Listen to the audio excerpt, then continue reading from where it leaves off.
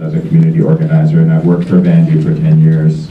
And I learned more about organizing from Hugh and other comrades at VANDU and in that relationship than from anything else. So it's a privilege to be able to sit with these comrades and participate in this conference with them.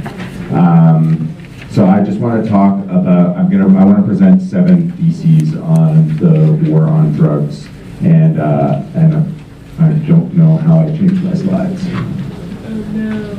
Oh, Well, that won't work. You got the power. yeah. Try now. Run out. Yeah, sorry. Okay. Oh, there we go. So the first one is that the criminalized drug industry is fully integrated into the global monopoly capitalist political economy. So, and Lefebvre touched on this, it's false to think that this is somehow separate or outside the monopoly capitalist imperialist economy. It's fully integrated with the banking sector. In some countries it operates in full collusion with the government, like if you look, for example, at Mexico or Colombia. And also in terms of the class analysis, these big bourgeoisies of these criminal drug corporations, their kids go to the same private schools, they're in the same golf clubs, they go to the same parties, so they're fully a part of the same global monopoly capitalist system. And in no sense is there an attempt to, there might be contradictions at the fringes between the mainstream capitalists, but in no sense is there a fundamental economic contradiction there. Doing something. Oh, there we go. Okay. So the kind of extrapolation from that is that the drug war is not, as some critics declare, a failure. It's been a very successful strategy of imperialism. So there's a tendency, and I even do it myself, especially when we're in forums where we're talking about drug policy stuff, we'll say the failed war on drugs. It's like almost like a formulation, and it's critical, and it's intended to make the point that the war on drugs hasn't successfully done anything successfully to actually reduce the amount of drugs that people are using, or the amount that's trafficked, or any of those things that it purports to care about. It doesn't accomplish any of those things, but it's been very successful in terms of the things that it's actually there for, which is about containing poor countries at the level of imperialism and global domination. It's about containing poor communities at the domestic level in terms of criminalization and over-policing.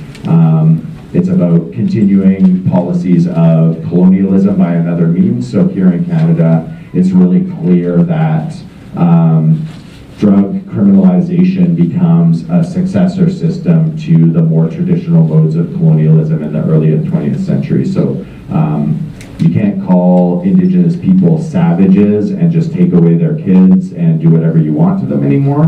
But if they're using drugs, you can call them a drug user and pretty much do the exact same shit to them. And we can definitely see that in terms of the prison population and the massive disproportionate incarceration of Indigenous people.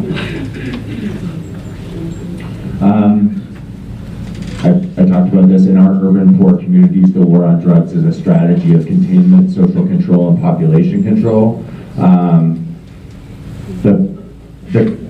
There's lots of people in the neighborhood, right, Hugh, who will say they want people to die from fentanyl. They want people to die from fentanyl, and they don't give a shit. And the population control thing serves their interest. You're taking people off the welfare rolls. You're like, there's still the surplus population that can scare the shit out of the working class and make them feel like they don't want to be homeless, but they don't give a shit. So it sounds like a crazy conspiracy theory. I used to think that when people at VANDU told me that the cops came and took all their money in dope, I was just like, that doesn't really happen, does it? And then you realize that it fucking actually does. And so it's containment, it's social control, and it's population control. An important point of principle has to be that drugs are not bad because they're criminalized, and drug use has two sides. So drugs have been used throughout human history for expansion of consciousness, for engaging with experiences that we don't have in our normal lives, for ceremonial and spiritual purposes, for social purposes, for purposes of pleasure that are totally unproblematic. And I think we need to be really careful in how we understand drug use and not fall into a puritanical kind of disposition towards drugs just because they're criminalized by the state.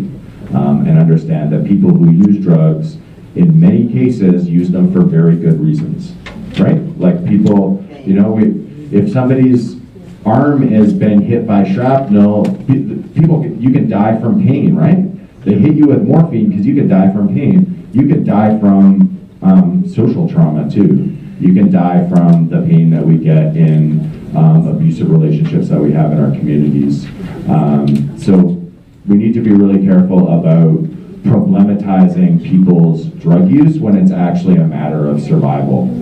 It's a legitimate and completely rational approach to people who want to survive bad experiences. And then the follow-up to that is addiction is actually a problem. Like addiction is a thing. It's not, we shouldn't pretend that therefore all drug use is completely unproblematic, because addiction is an actual thing, and look, Beer covered some of the ground in terms of like where this comes from in our society and the alienation and trauma that our society produces and reproduces. So we can have an understanding that understands that addiction does actually create problems for people personally, that it creates problems in our communities and relationships, but it's not the problem. The problem is the underlying social conditions that put people in that situation of becoming addicted. We need a class analysis of the drug industry to identify who are our friends and who are our enemies. So I think part of the politics of doing this poor people's organizing and trying to figure out what the politics of an international poor people movement is getting over the idea that everybody in the ghetto is fucking lumpen and we can't organize them and whatever. We need to actually do a class analysis of these industries. Folks who are selling dope on the corner are integrated into a very big industry at a very exploitative and low level there. I mean, you can say more in detail about this, but people are getting paid just like fucking nothing. Like you get 6 rocks, you sell 5, and then you can smoke the last one, which is like, maybe if you're lucky, right? So like people are getting paid practically nothing, just getting access to the substance that they need in order to survive. So we gotta have a class analysis that looks concretely at what those different jobs are within the drug industry and figures out whether they're on our side or on the other side. And even some of the violent enforcers in our communities are actually working a job within an industry that's a structured position that puts them in our class. And it's a fucked up situation that because it's a criminalized industry, violence is the way that labor management is done. Violence is the way that you collect on debts, because you can't call the bailiff or sue somebody or call the police to intervene. So we need to have a class analysis and figure out how, who we struggle with to bring them on our side as part of an anti-imperialist united front, and who's the enemy and who we need to fight. And then the last, this is like as long as all the other ones put together, and I'm maybe going to leave some of this for you to talk about, but we believe that people who use drugs can be organized. So there's a comment, you hear it from a lot of people, you can't organize people who use drugs or poor people, their lives are too scattered, you can't trust them because they're drug dependent, so if the police get them in a room, they're going to be able to like just figure out how to turn them, like all kinds of stuff that you hear about people who use drugs. We've got to get over that. We've got to recognize, I have fucked up shit and weaknesses that make me susceptible to state pressure, absolutely. Like everybody none of us is a fully remodeled, perfect revolutionary yet. We're all working on that. And people who use drugs can work on it with us. And we don't start from a departure point of you have to stop using drugs in order to be part of an anti-imperialist movement or part of a revolutionary movement. We start from the departure point of you need to stand up and fight for your rights and care about each other and work together and fight. That's the departure point. And VANDU is, I think, a pretty strong model organization of how this type of stuff happens in the world, which is why I feel so grateful to VANDU for taking the lead on, along with Kadamai, on doing this work within the ILPS. So that's all I'm going to say, and I'm going to hand it over to Hugh to expand.